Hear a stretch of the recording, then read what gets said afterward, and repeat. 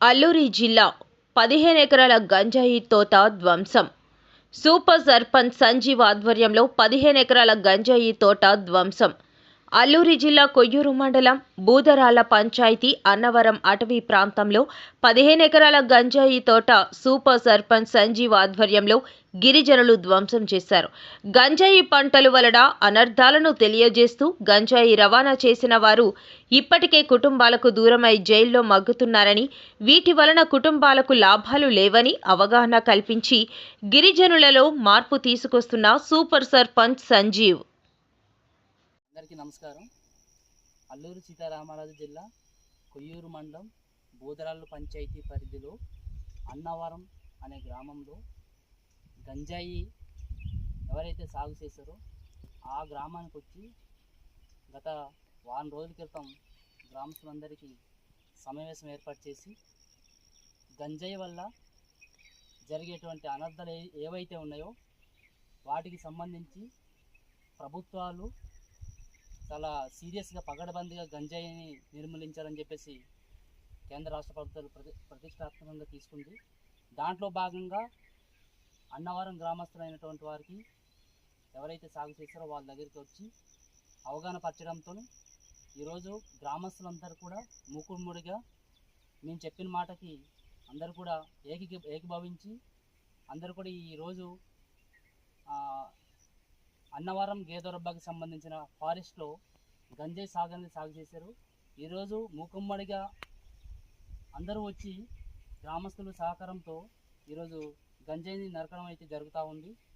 దీన్ని నరికిన తర్వాత పెట్రోల్ పోసి తగలబెట్టడం కూడా జరుగుతుంది. అయితే ఇప్పుడు అబ్బాయిలు మీరంతా కూడా నరకండి, గంజాయి నరకండి, ఇంత నరకండి,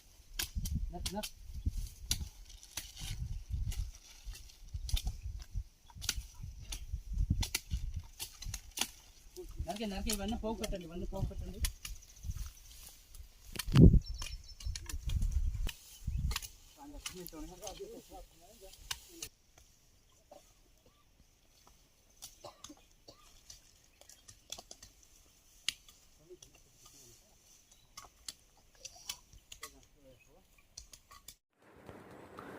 రాష్ట్రంలో పెద్ద పేరు ప్రఖ్యాతలు పొందిన shopping mall CMR shopping mall గోపాలపట్నంలో ఆదివారం పునఃప్రారంభించారు. ఈ షాపింగ్ మాల్ ప్రారంభోత్సవానికి ప్రముఖ సినీ హీరోయిన్ సంయుక్త మీనన్ జ్యోతి ప్రజ్వల్ల చేసి ప్రారంభించారు. ఈ సందర్భంగా ఆమె మాట్లాడుతూ 2 తెలుగు రాష్ట్రాల్లో ఎంతో పేరు ప్రత్యేకతలు ఉన్న సిఎంఆర్ షాపింగ్ మాల్ ను నా చేతుల మీదుగా ప్రారంభించడం నాకు ఎంతో ఆనందంగా ఉందని అన్నారు.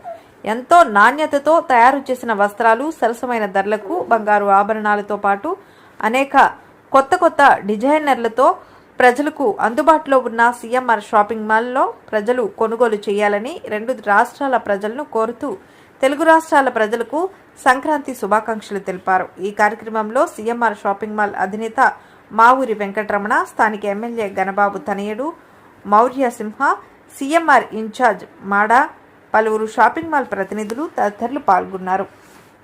జీవీఎంసీ 75వ వార్డ్ పెదగంట్యాడ పరిధి కండిపిల్లివారి వీధి ప్రాంతంలో కొలువై ఉన్న శ్రీ విజయదుర్గాదేవి అమ్మవారి ఆలయ మండప నిర్మాణానికి ఆలయ కమిటీ, గ్రామ పెద్దలు ఆధ్వర్యంలో శంకుస్థాపన పూజా కార్యక్రమాన్ని నిర్వహించారు.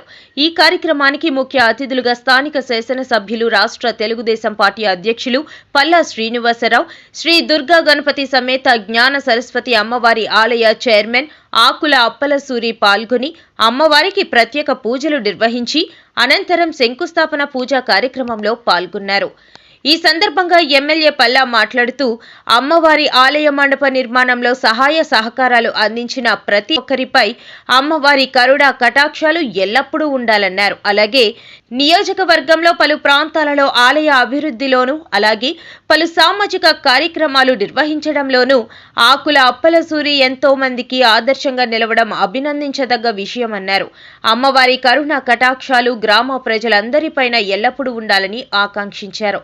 ఈ కార్యక్రమంలో 64వ ward corporator Dalli Govinda Reddy, TDP senior నాయకులు పులి రమణారెడ్డి, ఆలయ ధర్మకర్తలు తెప్పల దుర్యోధన లక్ష్మి, ఆలయ సలహాదారులు పాటోజీ త్రినాథరావు, చిన్ని పిల్లి తమ్మయ్య రెడ్డి, కండిపిల్లి సత్యనారాయణ, ఆలయ అధ్యక్షులు కలవల రమణ, కండిపిల్లి వెంకటరమణ, కండిపిల్లి జోగారావు, బసరమాని శంకర్రావు, కండిపిల్లి గురుమూర్తి ఎన్టీఆర్, మాలకొండయ్య చౌదరి, కండిపిల్లి సత్యారావు, కోదండరావు, రామ్మూర్తి మరియు గ్రామ పెద్దలు, గ్రామ మహిళలు అధిక సంఖ్యలో పాల్గొన్నారు.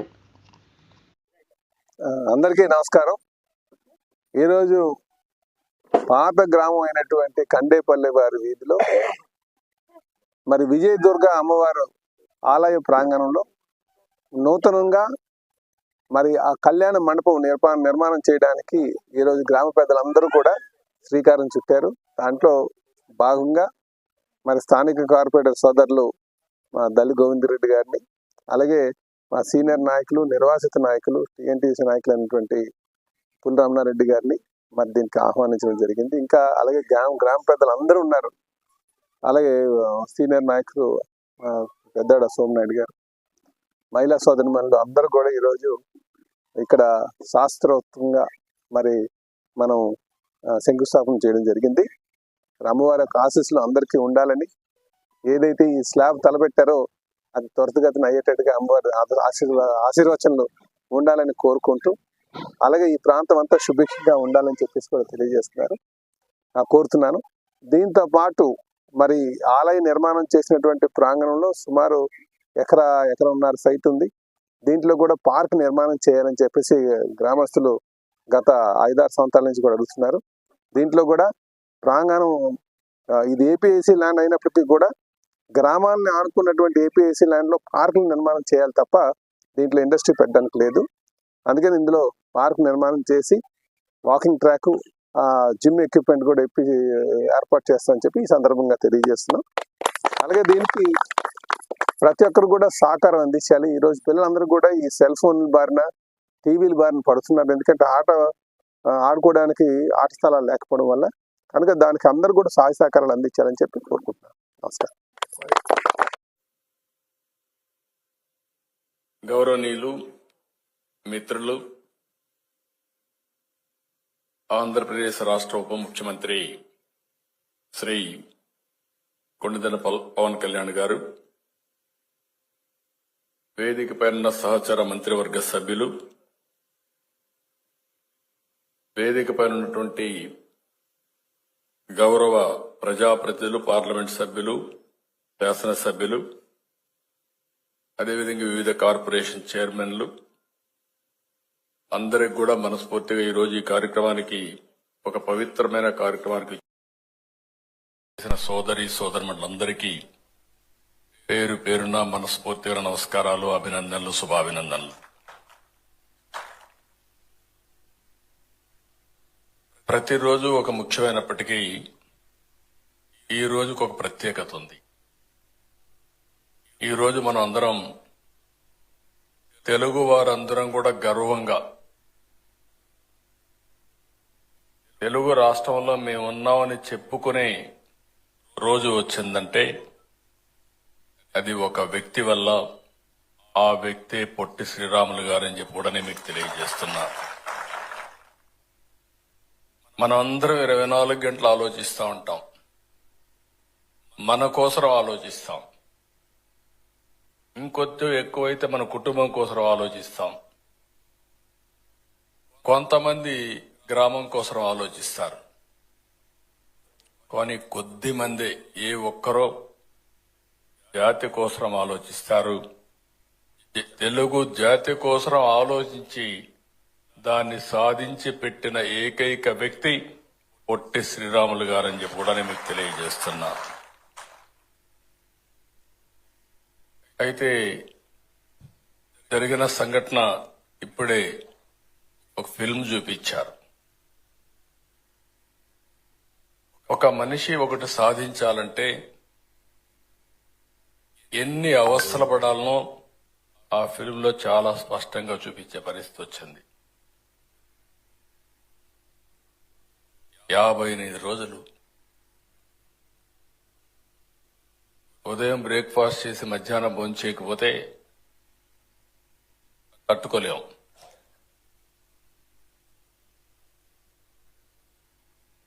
ఈ మధ్య సత్యాగ్రహాలన్నీ చూశాం.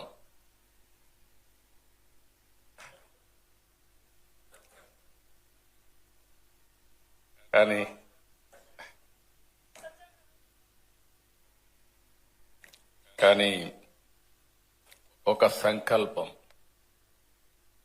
ఆ సంకల్ప సిద్ధి కోసం త్యాగం చేసిన ఏకైక నాయకుడు పొట్టి శ్రీరాములు గారు. అందుకే పొట్టి శ్రీరాములు గారు అమరజీవి అయ్యారు. ఆయన ఆత్మార్పణ ఈరోజు దేశం మొత్తం భాషా ప్రయుక్త రాష్ట్రాల ఏర్పాటుకు దోహదం చేసింది. ఒక వ్యక్తి యొక్క త్యాగం, ఆ త్యాగం కూడా చేయకుండా ఇచ్చుంటే చాలా బాగుండేది. కానీ ఆయన సంకల్పం చూసినప్పుడు మీరు ఎన్ని విధాలా ఇది చేసినా పర్వాలేదు, నా సంకల్పం కోసం ఒకవేళ ఓసారి అనుకుంటాం, బతికుండి సాధించలేకపోతే నేను చచ్చిపోయిన తర్వాత అయినా గుర్తుపెట్టుకుంటారనే ఉద్దేశంతో ఆయన ఆ రోజు త్యాగం చేసి సాధించి పెట్టాడు మనకు. ఓసారి చాలా బాధేస్తుంది అవన్నీ చూసినప్పుడు. మంచి చేస్తే చాలా ఇబ్బందులు కూడా ఉంటాయి. ఆయనకు తప్పలా. గౌరవ ముఖ్యమంత్రి గారికి, శ్రీ నారా చంద్రబాబు నాయుడు గారికి నా హృదయపూర్వక నమస్కారాలు. వేదిక పైన ఉన్న పార్టీ గౌరవ మంత్రివర్గ సభ్యులందరికీ, వేదిక పైన ఉన్న ఎంపీ గారికి, ఎమ్మెల్యే గారికి, నాయకులందరికీ నా హృదయపూర్వక నమస్కారాలు. ఇక్కడికి విచ్చేసిన విశిష్ట అతిథులందరికీ, ప్రతి ఒక్కరికి నా హృదయపూర్వక నమస్కారాలు. అమరజీవి పొట్టి శ్రీరాములు గారికి ఆయన వర్ధంతికి ముందస్తుగా చేతులెత్తి ఆయనకి నా నివాళులు అర్పిస్తున్నాను. మనం ఎందుకు వర్ధంతులు కానీ జయంతులు కానీ మహానాయకులు ఎందుకు మనం చేసుకోవాలి అంటే, మనిషి మర్చిపోవడం సహజం, మరుపు చాలా సహజం. ఎవరైతే మనకు అన్నం పెట్టారో, ఎవరైతే మనకు నిలబడ్డారో, ఎవరైతే మన కోసం పనిచేశారో, తల్లిదండ్రులు కూడా మర్చిపోతాం మనం. హ్యూమన్ మెమరీ అంత, హ్యూమన్ సైకాలజీ అలాంటిది. కంటిన్యూటీ ఆఫ్ మెమరీ చాలా అవసరం. మన తాతలు ముత్తాతలకు కూడా మనం ఎందుకు పితృదేవతలు అని చెప్పి మనం పిండం పెడతామంటే, ఎవరి వల్ల అయితే మనం వచ్చాం వాళ్ళు మర్చిపోకూడదని చెప్పి. అలాంటిది ఇన్ని కోట్లాది మందికి ఈ రోజున నాలాంటి వాడు కూడా రాష్ట్రానికి ఈ స్థాయిలో మీరందరూ పెట్టగలిగారంటే దానికి ఉనికినిచ్చినవాడు. 50 రోజుల పైన అన్నపానీయాలు లేకుండా కడుపు మలమలమల మాడిపోతూ, పేగులు యాసిడ్ పేగుల్లోంచి వస్తూ ఉంటే, మంటలు మండిపోతూ ఉంటే, దానికి ఏమి చేయాలో తెలియక ఒక మట్టి తీసుకొని, బంకమట్టి తీసుకొని ఒక బట్టగా రాసి దాన్ని తడిపి పొట్టకి చుట్టుకొని మహాక్షోభ అనిపించిన మహానుభావుడే. భార్య చనిపోయింది, కొడుకు చనిపోయాడు, కేవలం సమాజం కోసం, దేశం కోసం బతికిన మహానుభావుడైన ఆయన వేదన ఇవన్నీ ఎప్పుడు ఎక్కువ మందికి తెలియదు. ఆయనకి ఏదో ఒక ఆయన వల్ల వచ్చిందని ఒక చిన్నప్పుడు స్కూల్లో చదువుకుంటూ మాకు అనిపించి, అంతకుమించి ఎప్పుడు ఉండేది. నాకు ఎప్పుడు కూడా ఎందుకు వెతికేవాడంటే, స్పెషల్ పాలిటిక్స్కి వచ్చాక అది కూడా ఆయన గొప్పతనం ఎప్పుడు మాకు మరింతగా అర్థమైంది అంటే, రాష్ట్ర విభజన జరిగిన తర్వాత ఎవరైతే మనకి మూలకారకులు ఆంధ్రప్రదేశ్కి, ప్రతిసారి పొట్టి శ్రీరాములు గారి విగ్రహం ఎతకాలి అంటే ఆర్యవైశ్య సమాజంలో దొరుకుతుంది తప్ప తక్కువ చోట్ల దొరుకుతుంది. ఆయన ఒక జాతికి నాయకుడు కాదు, ఒక కులానికి నాయకుడు కాదు, ఆంధ్ర జాతికి నాయకుడు ఆయన. అలాగే భాషా ప్రయుక్త రాష్ట్రాలకి ఆద్యుడు, దానికి దారి వేసినవాడు. స్వాతంత్రం వచ్చిన తొలి రోజుల్లో ఇది. ఇందాక మనం దాంట్లో చూస్తూ ఉంటే ఆయన మీద చేసిన ఆ డాక్యుమెంటరీ ఫిల్మ్ కూడా చాలా అద్భుతంగా తీశారు. INPR అందరి డిపార్ట్మెంట్ అందరికీ నా హృదయపూర్వక మీకు అభినందనలు తెలియజేస్తున్నాను. చాలా అద్భుతంగా తీశారు, చాలా హృదయానికి హత్తుకునేలా తీశారు, గుండెలు కదిలించేలా తీశారు. సభకు నా హృదయపూర్వక నమస్కారం. గౌరవ జిల్లా అధ్యక్షులకు, గౌరవ శాసన మండలి ప్రతిపక్ష నాయకులకు, సీనియర్ నాయకులు బొత్స సత్యనారాయణ అన్నకి, వేదిక పైన ఆసీనులైనటువంటి పెద్దలందరికీ కూడా పేరు పేరున నా హృదయపూర్వక నమస్కారం తెలియజేసుకుంటా ఉన్నా.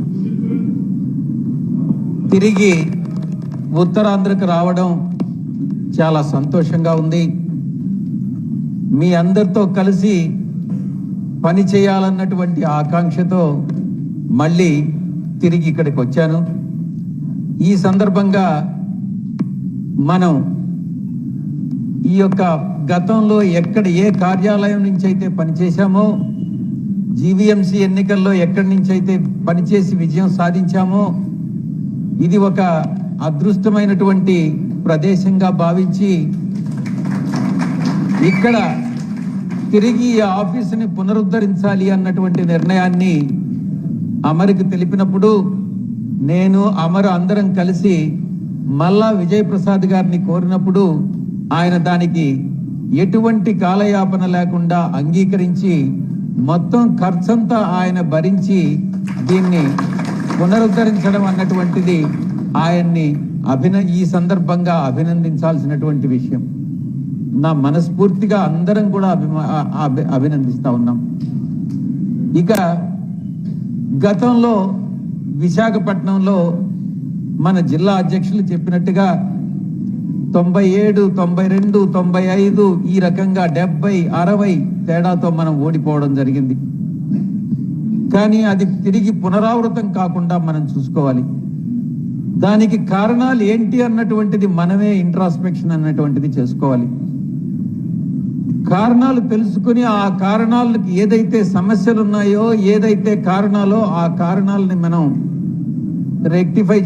పొరపాట్లను రెక్టిఫై చేసుకునేటటువంటి ప్రయత్నం మనం చేయాలి. నాకు తెలిసినంత వరకు కొన్ని ఎందుకనంటే నేను కూడా నెల్లూరు నుంచి ప్రత్యక్ష ఎన్నికల్లో పోటీ చేసి ఓడిపోయాను కాబట్టి ప్రత్యక్షంగా నాకు కూడా కొన్ని అనుభవాలు వచ్చాయి. నాకు తెలిసినంత వరకు ప్రత్యక్ష ఎన్నికల్లో పాల్గొనేటటువంటి ఏ వ్యక్తి కూడా అన్ని సామాజిక వర్గాల్ని, ఏ సామాజిక వర్గము మనది కాదు, ఏ తరగతి మనది కాదు, ఏ వర్గము మనది కాదు అన్నటువంటి భావన మనసులో నుంచి తొలగించి ప్రతి ఒక్కరూ మనకు కావాల్సినటువంటి వాళ్ళే, ప్రతి ఒక్కరూ మన ఓటర్సే, ప్రతి ఒక్కరి ఆకాంక్షల మేరకు మనం పనిచేయాలి. వాళ్ళ అభిమతాల్ని, వాళ్ళ యొక్క ఆశలని, ఆకాంక్షలను తెలుసుకుని దానికి అనుగుణంగా మనం పనిచేయాలన్నటువంటిది నేర్చుకున్నప్పుడే మన విజయానికి దారితీస్తుందని నేను ఈ సందర్భంగా మీకు తెలియజేసుకుంటా ఉన్నా. ఓడిపోయామని నిరాశ చెందాల్సినటువంటి అవసరం లేదు. కొంతమంది ఈరోజు విమర్శిస్తా ఉన్నారు, కొత్త ప్రభుత్వం అధికారంలోకి వచ్చి ఇంకా 6 నెలలు కూడా కాలేదు, ఇప్పుడే కార్యక్రమాలు చేపడుతున్నారా? ఆల్రెడీ ఎవరైతే కార్యకర్తలు ఆర్థిక